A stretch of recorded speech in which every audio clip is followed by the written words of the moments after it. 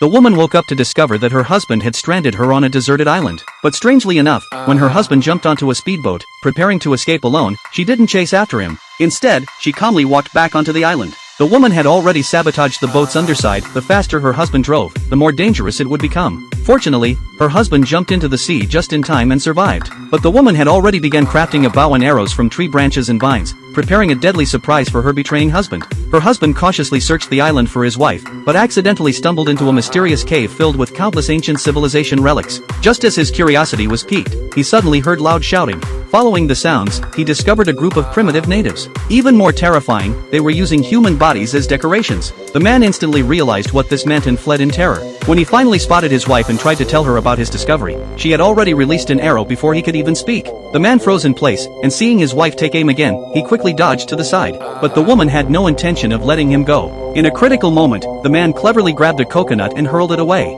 Taking advantage of his wife's momentary distraction, he ran for his life with every ounce of strength he had. However, no matter how fast he ran, he couldn't outrun an arrow. His wife stepped onto a rock, leaped high into the air, and fired her final, deadly shot. At the last possible second, the man's survival instincts kicked in. He grabbed a thick wooden stick nearby and barely managed to block the flying arrow. By the time the woman caught up, her husband had already vanished deep into the jungle. Seeking revenge for his wife's ruthlessness, the man gripped his wooden stick and quietly crept up behind her, a bold plan forming in his mind.